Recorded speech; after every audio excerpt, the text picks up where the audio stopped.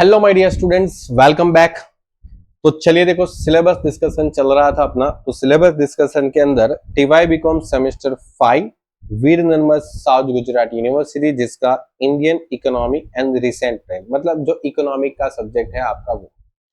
तो क्रेडिट 4 मतलब 50 मार्क्स का अगर आपका इकोनॉमिक्स का पेपर है तो उसका सिलेबस और कितना वेटेज है हर एक यूनिट्स का, वो एक बार देख लेते हैं ताकि आपकी प्रिपरेशन में आपको बहुत इजी हो जाए।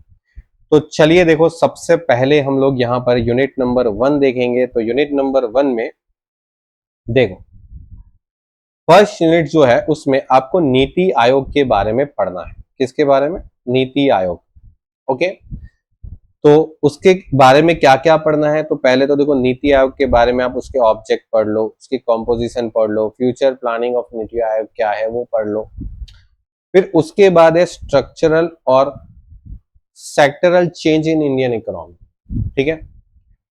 फिर फेडरल फाइनेंस, इसके बारे में आपको क्या पढ़ना है? तो मीनिंग फेडरल फाइनेंस का, और federal finance recommendation of the current financial commission. ठीक है। तो ये जो टॉपिक है उस सबको मिला के 25% का वेटेज है। मार्क्स के हिसाब से देखें तो 50 का 25% कितना होता है? 12.5। तो आप अप्रोक्स समझ लो ना, 12 या 13 मार्क्स के आसपास का पूछ सकते हैं। तो मैं अगर यहां पर मार्किंग के हिसाब से देखो तो 12 टू 14 मार्क्स का यहां से आप तैयारी कर सकते हैं। ठीक है। चल, फिर थोड़ा सा और आगे बढ़े तो यहां पर एग्रीकल्चर सेक्टर, ये बहुत इंपॉर्टेंट यूनिट है। एग्रीकल्चर सेक्टर्स, एग्रीकल्चर फाइनेंस, फिर उसमें नाबार्ड और केसीसी और marketing of agriculture processing in India.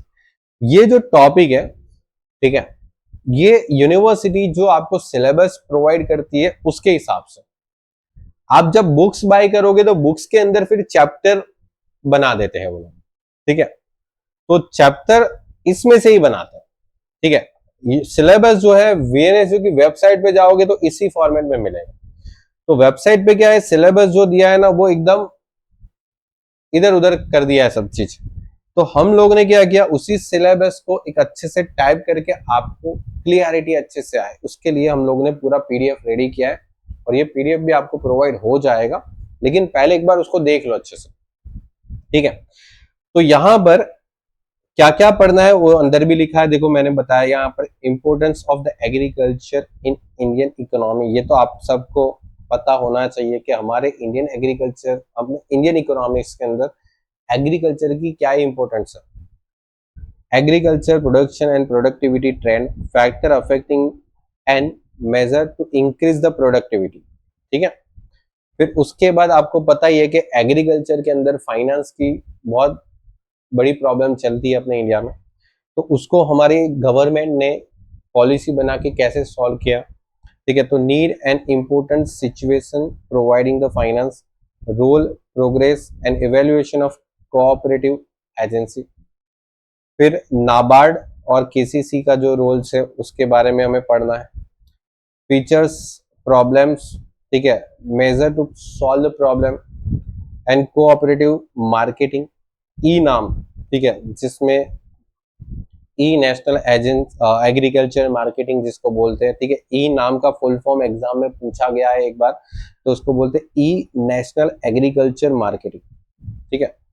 तो ये सब कुछ टॉपिक को मिला दिया जाए तो यहाँ पर 25% वेटेज है। मतलब तुम सोचो, तुम्हारा इकोनॉमिक्स का आधा पेपर, आधा 25 हो गया ना, 50, तो आधा पेपर तो यहीं से आ जाए। ठीक है। मतलब पहले 2 यूनिट्स, यूनिट्स की बात कर रहा हूं, चैप्टर की नहीं। ठीक है। तो अगर मैं इधर भी देखूं ना तो यहाँ पर 12 टू 14 मार्क्स बना सकते हो इसको पढ़ के। ठीक है। ज्यादा भी आता है कभी कभी, ये तो सिलेबस के हिसाब से बता रहा हूं। चल, उसके बाद 2 और यूनिट है जिसका भी वेटेज 25% है। ठीक है। मतलब आपके इकोनॉमिक्स के सिलेबस को 4 पार्ट में डिवाइड कर दिया। 100% सिलेबस को 25-25-25 के हिसाब से पूछेंगे। अब थर्ड यूनिट है, उसमें industry, features of current industry policy और उसकी एग्रो बेस्ड इंडस्ट्री पॉलिसी। तो यहां से आपको मिला के कितना पूछेंगे, 25%, मतलब वही वापस हो गया 12 to 14 मार्क्स के आसपास का, ठीक है। और यहां पर भी देखो आपको इंडस्ट्री का जो इंपोर्टेंस है, परफॉर्मेंस है, उसकी प्रॉब्लम है, पॉजिटिव नेगेटिव फीचर्स जो है इंडस्ट्री ग्रोथ के अंदर, वो सब आपको पढ़ना है, ठीक है। फिर इसका इवैल्यूएशन, कॉन्सेप्ट एंड इंपोर्टेंस जो भी है एग्रो बेस्ड इंडस्ट्री का, वो अच्छे से पढ़ लेना।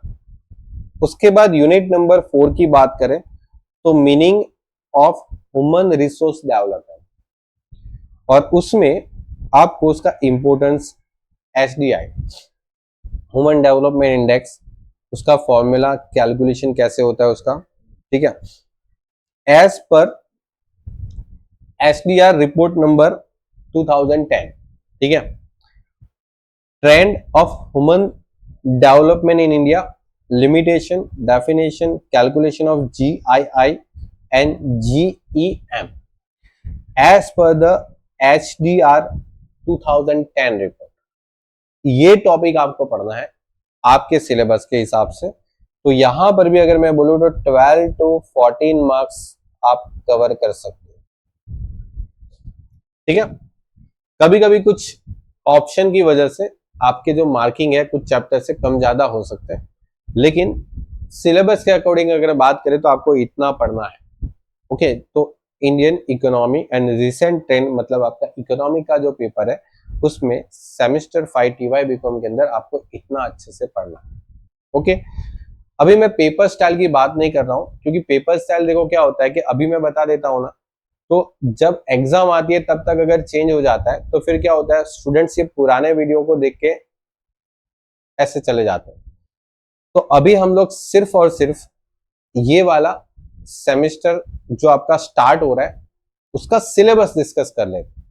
जब एग्जाम आएगी तब मैं आपको डेफिनेटली पेपर का सेट जो है कि कैसे पेपर सेट होगा वो भी मैं आपको बता दूंगा।